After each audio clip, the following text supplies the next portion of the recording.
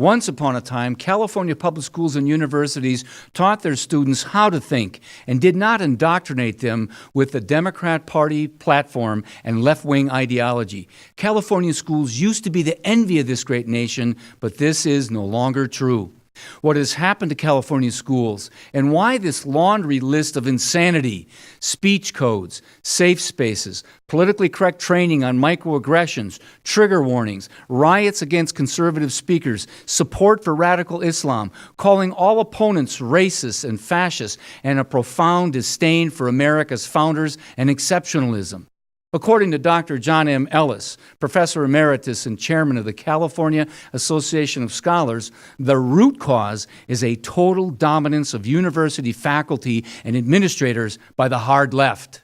He says, quote, "In most humanities and social studies department, especially those central to a liberal education, such as history, English, and political science, the share of left-of-center faculty already approaches 100%.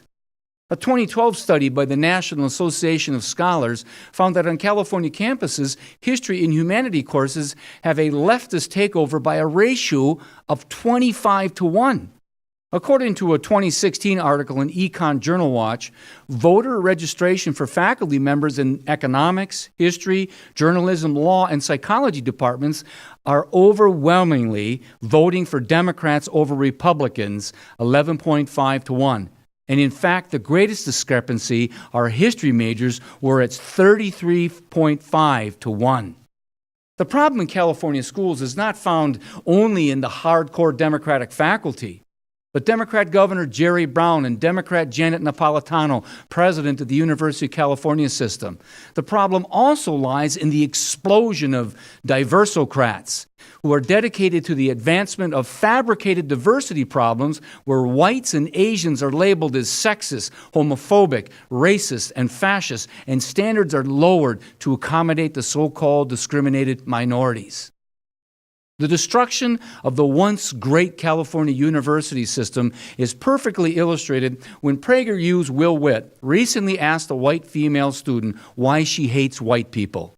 Why do you hate white people? Because I go to Berkeley. Okay. I guess that really sums up this campus right here. Sadly, that pretty much sums up academia not only in California, but across our great land. I'm Dr. Jake Jacobs. We'll see you next time on One Nation.